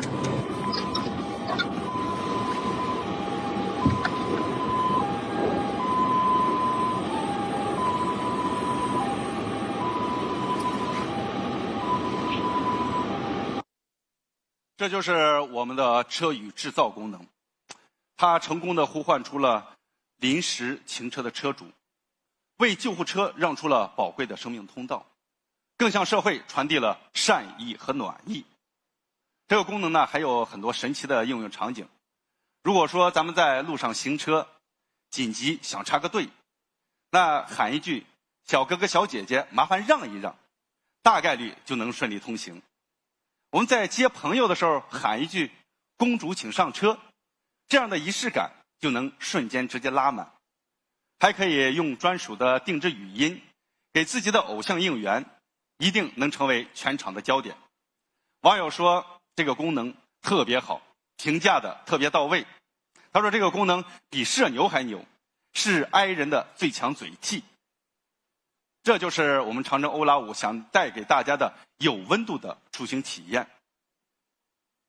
此外呢，长征欧拉5的咖啡空间还有给大家带来的小憩、K 歌、宠物、露营、暂离、沉浸6大情景模式，从通勤到休闲，从独处到聚会，从带娃到养宠，都能够精准适配你的需求，一车搞定所有的场景。那未来呢，你还能自己创造场景模式，如在过生日、约会等这种情景模式之下，也可以由你来自己创意。这就是长征欧拉5带给你的场景自由。而这种极致的场景自由，正是源于我们对用户价值的深层理解。就像魏总一直强调的，我们一直要时刻关注技术到底能给用户带来什么样的实际体验和价值。基于这样的思考，我们不断的探索、挖掘，哪怕是一个再小的潜在的需求，我们也必须去满足；哪怕再微不足道的小功能，我们也力求做到极致；哪怕是再小的用车麻烦，我们也要尽力的去解决。很多人都有这样的经历，在周末逛完商场，满停车场的找车怎么也找不到，感觉跟穿越了似的。为此呢，我们开发了一个智慧寻车功能，绝对是商场找车困难户的一个福音。它就是锁车后，系统会自动拍下车位的照片，记录你详细的停车位置。我们在找车时，只要打开 APP， 就能够看到车位和周边的环境照片，分分钟锁定你的爱车位置。智慧寻车功能呢，很快就会上线。后续我们还会持续给长征欧拉5解锁新的技能，让它越用越懂你，越用越对味儿，成为你自我进化的贴心伙伴。对于欧拉而言，真正的贴心不止于智能体验，更在于对用户的安全持续的守护。安全不是配置表的参数，是35年造车历程中从未动摇的坚守，更是对60万车主的安全守护。从主动安全到被动安全，再到我们的电池安全防护，每一处细节都践行着不辜负用户信任的初心。就拿欧拉5的电池来说，我们长征欧拉5搭载的是2代短刀电池，是按照26年即将执行的电池新国标打造的，所有的测试项目成绩都远超新国标要求。从主动预警到被动防护，再到应急保障，为我们用户构建了全方位的护护体系。主动预警层级，长征欧拉5融合先进的 AI 技术，电池异常可以做到提前24小时预警。结合实时的预警系统，一旦监测到有异常，就会立刻向各方发出警报，客服会快速响应，我们的服务商也会及时的介入，形成了一个安全守护闭环。我们的电池包硬件防护层级呢，它采用了是4横3纵的框架结构，底部更会有6层的坚固护盾，抗底部撞击能力呢是新国标的2倍，即便在日常的剐蹭和撞击，完全都能稳稳的扛住。同时呢，它还拥有 IP_9K 加 IP_8 的双级密封防护，即便是在雨天涉水的情况下，都可以放心的驾驶。我们的电池包热隔离层级我们的高压组件覆盖了可以用耐1300度的航空级材料，搭配的是定向排向技术，进行全方位的防护技术，有效遏制热失控的风险。我们相信，安全是年轻人逐梦的底气，是全家同行的安心，更是长城35年的初心坚守。从自然美学的一眼惊艳，到30万级的辅助驾驶体验，从看不见的五星健康到看得见的安全守护，我们所有的坚持和不妥协，只为兑现一个承诺：让年轻人不必将就，让安全无需选配，让每一次出发都能够安心奔赴远方。当然，再好的产品力都只是标准答案，真正珍贵的是我们长城欧拉5与每位用户的独家故事。今天我们就邀请到了长城欧拉5的抢先体验官来到我们现场，分享他们的故事。接下来请看一段视频。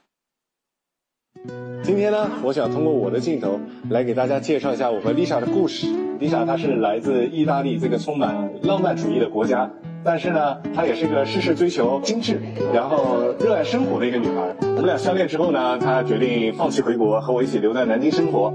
其实一个外国人在南京生活呢，其实有很多不适的地方不同的饮食啊，也没有朋友但是她也从来没有和我有过一句抱怨。其实呢，我也问过丽莎有没有后悔过选择这条路但是她给我的回复呢，就是既然选择了我，然后选择了这个现在的生活，那一定要幸福开心的走下去。我们也努力，她坚信我们以后的生活一定会越来越好。我们一起工作，一起存钱，从租房子到有了属于我们自己的小家，当然现在也有了一个可爱的元宝。所以呢，我们现在的生活是往好的方向越走越近。之前丽莎跟我说过一件事情，她非常喜欢欧洲风格的精致小车，而且她从不追求千篇一律的审美。所以我今天想给她个惊喜，送一辆属于她自己的巨幕卡。老婆，来过来。怎么了？既然你这么喜欢这辆车，要不我今天给你个惊喜。什么惊喜？其实我已经小订过了这个车。什么？真的？真的假的？恭喜你成为珍贵的欧拉车主。你看后面。谢谢。恭喜成为珍贵的欧拉车主。你别哭，你不应该开心吗？我不哭，我是开心啊！以后有了它，我可以开车带你、带元宝、带妈妈去任何我们想去的地方了。那以后我可以不用当你的司机了，是吧？对。你开吗？我开。真是幸福感满满，对不对？视频里这两位主角呢，今天也来到了现场，我们欢迎伟鸿和 Lisa。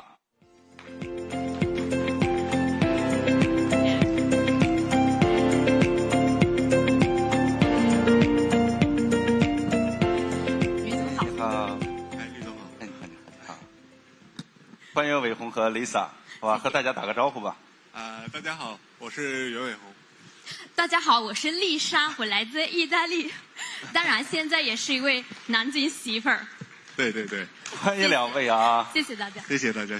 非常欢迎两位。刚看到你们的视频，我想大家肯定会很好奇，你们的故事是怎么开始的？要不跟大家去分享分享？可以。其实说起来，我们俩认识其实挺有意思的，因为我们俩是在网上认识的，就那时候语言不通嘛，然后就只能靠翻译软件，然后一个词一个词的去翻译出来，然后用那种比较蹩脚的意大利语发音去跟他发一些甜言蜜语。现在想起来其实也挺好玩的，是不是？是的，对。不过打动我的也不是那些好听的话，而是我觉得他这个人做事比较靠谱，比较挺实在的。那肯定的。是的。就是我觉得中国男人的浪漫一定是体现在日常生活当中的。就像我天天给你做一些中国菜，是吧？非常好吃。什么红烧鱼、红烧肉反正一顿都没差你的，是吧？对，是的。天天给你换着来，是。看来征服一个人的心，果然是要征服他的胃。对。那你这次用我们欧拉5当做礼物，有信心能打动 Lisa 吗？非常有信心。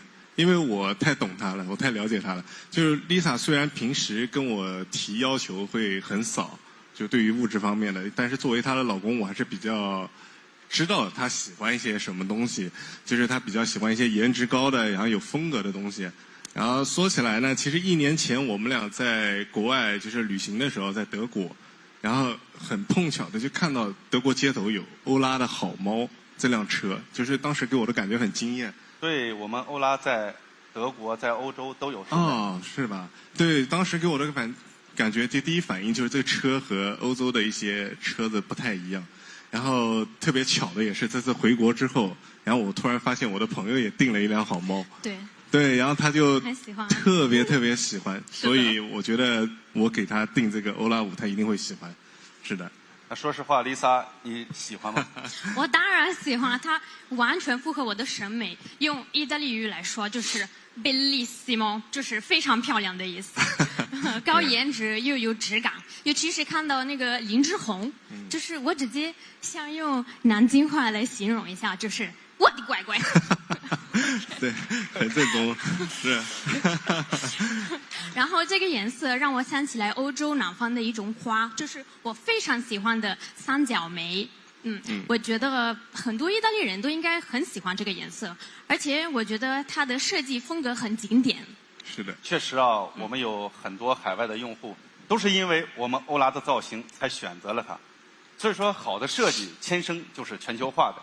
而且呢，我们这一次不同的动力版本，它也是为了满足全球的用户。听说你们昨天也去试驾了，对不对？对，是的，感觉怎么样？哦，非常棒！因为这次我去了，就是长城的这个叫什么？我们的试验场啊，对，试验场对。然后这次我体验了很多的版本啊，有那个纯电的，然后混动的，还有包括这个纯油的，甚至连右舵的我也去尝试了一下。就是我觉得，就是这次这个欧拉这个欧拉5啊，对，欧拉5就是太适合这个车子去欧洲去开了，是吧？是的，因为在意大利没有那么多充电的地方，所以很多人都会选择买油车，但是油价非常贵。这次让我很惊讶的是，欧拉5还有轻混的版本，又省油又省钱。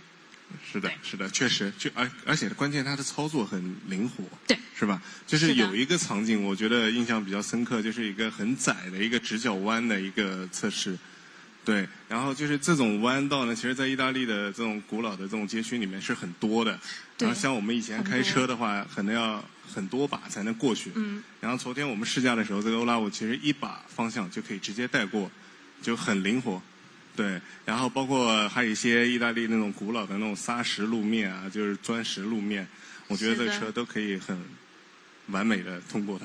对，是的，很稳。对，这个车子开起来的时候，我觉得非常稳，而且我还喜欢跟小欧说话，非常智能。对，其实说到小欧啊，其实我这次给他订这个欧拉5，很大一部分原因呢，就是我体验过它的城市 NOA 和辅助泊车。就是因为 Lisa 一个人开车，我实在是不太放心。我也不放心，我自己。为什么呀？他也不太放心他自己，就是毕竟他的可能技术不是太熟练，对，对，所以说这个有了这个辅助驾驶，我觉得就非常适合他了。对，之后我也不用再做你的专职司机了，他可以开着欧拉5去他想去的任何地方。可以看得出来啊，伟鸿的心思是真的很细腻。不光要给媳妇儿送惊喜，还考虑得非常周全。是的，这点我要夸夸我的老公，因为他总把家人的需求放在心里，这就是我愿意留在中国陪在他身边的一个很重要的理由。欧拉5对我来说，不单是一份礼物，它是我老公给我的一份爱。真的吗？真的。7年了，我从来没听过他跟我说这么浪漫的话。真的。因为你也是第一次送给我车啊。那以后还会有欧拉6、欧拉7，对吧？你懂吗？我明白了，谢谢老公。那吕总，我以后的新的车子都靠您了。那你就放心交给我们欧拉吧。谢谢。当然也希望欧拉能陪你们一直甜蜜幸福。宏伟和 Lisa 非常感谢你们支持欧拉，喜欢欧拉。好，谢谢李总，谢谢李总，谢谢大家，谢谢大家。感谢伟鸿和雷萨的精彩分享，他们用自己的故事让欧拉5成为了爱的见证，他们也用自己的跨国生活经历，让我们看到了不同国家的不同用车需求。欧拉很荣幸能为国内和国外不同地区的用户提供适合他们的产品，并成为他们美好生活的陪伴者。我们希望欧拉的每一位用户都可以拥有所爱，在这美好的世界活出光芒。那接下来我还想邀请一位用户上台，他既是我们闪电猫的车主，也是长城欧拉5的预定车主。让我们欢迎时尚博主雨橙上台，欢迎雨橙。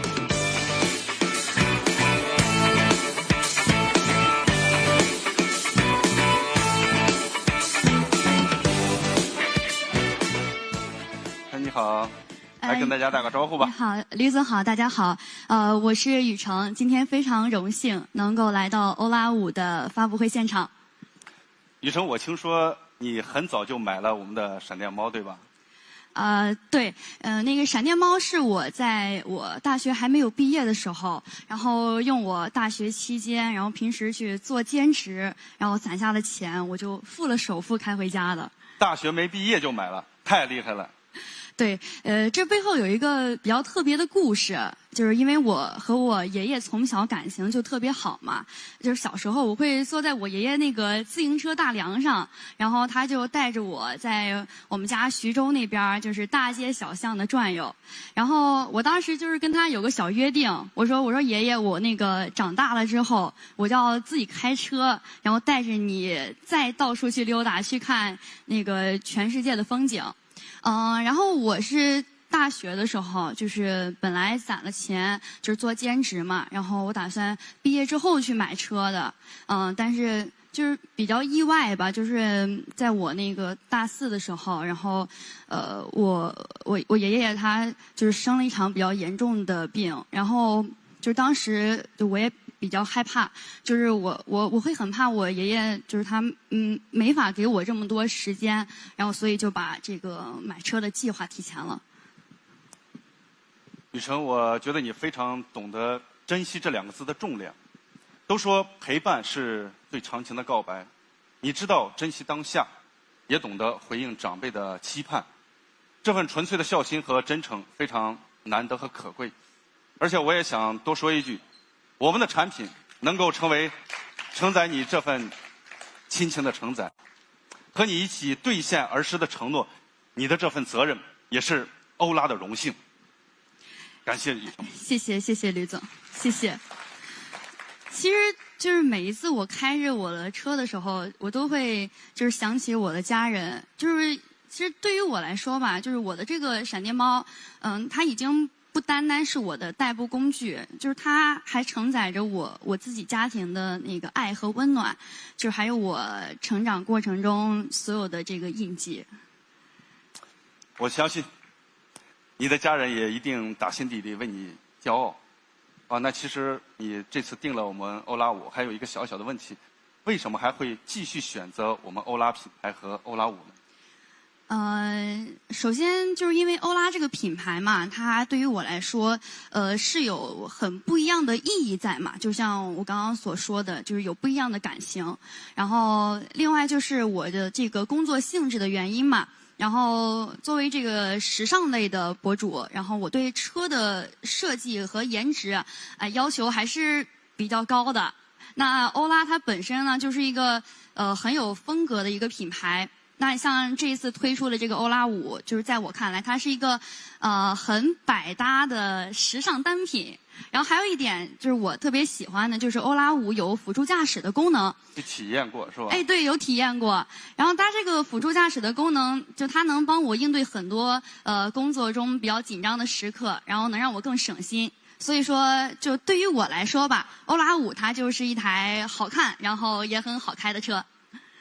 我知道你已经体验过欧拉5了，那详细给大家分享分享你有什么感受吧？之前开的是闪电猫，这次我们是欧拉5。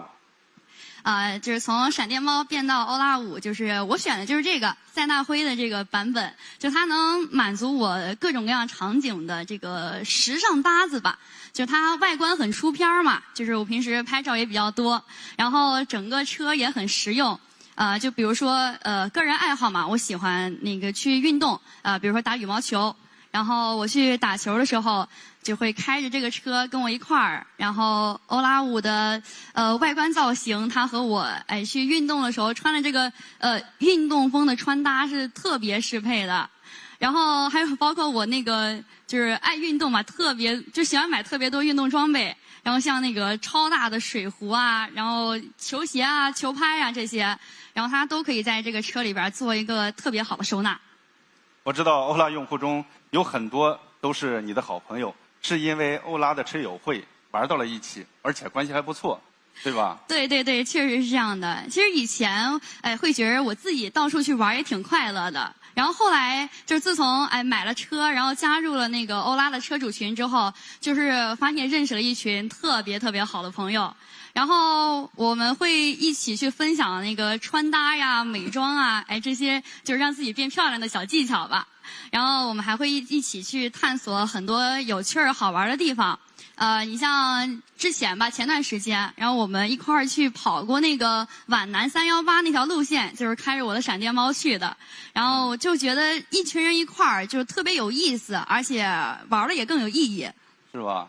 那从闪电猫到欧拉5，很高兴欧拉一直在你的生活中是一个温暖的纽带，也愿意每一位选择欧拉的朋友能都在你自己的生活里活出独特的色彩，更能在欧拉的大家庭里与同频的人一起让生活更加的美好。好，谢谢雨辰，请台下就坐。谢谢谢谢雷总，也谢谢欧拉。无论是中外恩爱的夫妻，还是独立的时尚博主雨辰，他们都是欧拉众多用户圈层中的一个缩影。从他们分享的故事里，我们看到了活出光芒的样子。长城欧拉5在预售的时候，我们品牌代言人侯明昊为大家带来了光芒寄语，而今天小侯也给大家带来了一个特别的惊喜，请看大屏幕。Hello， 大家好，我是欧拉品牌代言人侯明昊。恭喜长城欧拉5正式上市。预售时我就试过欧拉5，它不仅是代步工具，更是我的光芒搭子。不管是赶行程还是日常用，都让我非常安心和省心。我也希望分享给你们。今天虽然没能到现场，但我也准备了重磅好消息给到大家。月底我的新剧马上就要开播了，近期会和我的搭子一起在长城汽车与大家见面。后续我们的共创特别版也会亮相，还有个超惊喜的点，就是现在下定，说不定可以在交车仪式和我一起交付。最后祝长城欧拉5新车大卖，我们很快再见啦！感谢小侯带来的惊喜。侯明昊的阳光纯粹，对热爱是极致专注，正是我们欧拉用户群体的生动缩影，更是活出光芒品牌精神的一个鲜活写照。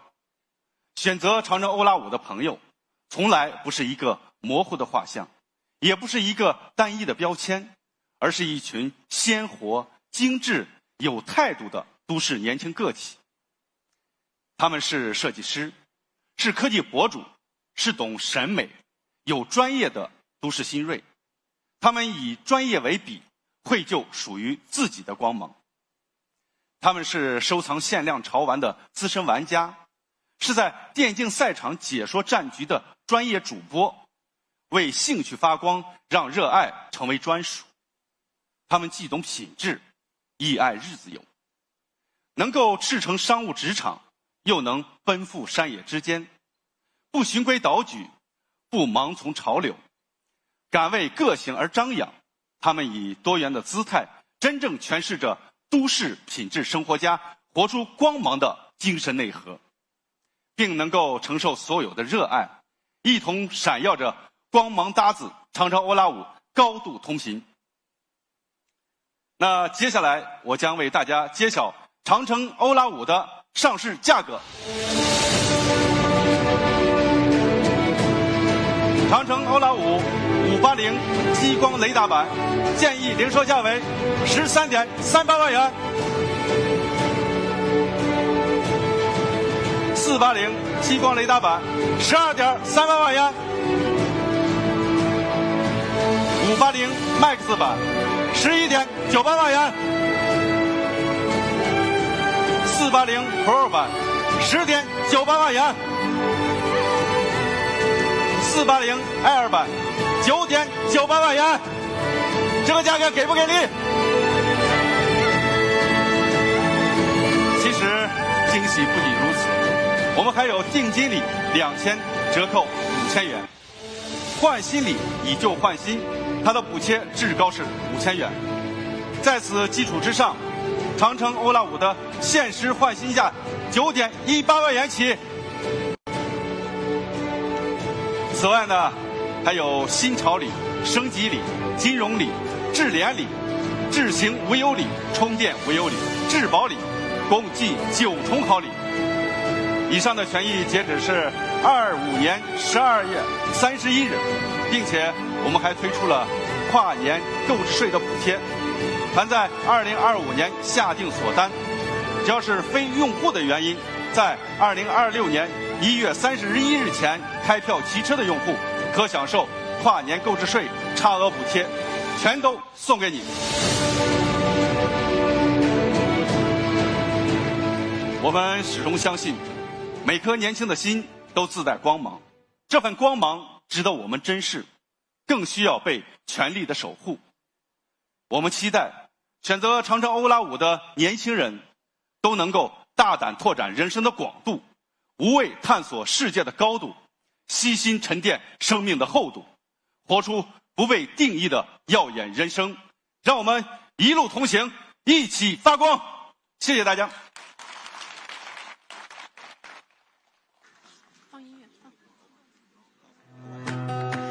求真长城欧拉5上市发布会到此结束，请各位有序退场。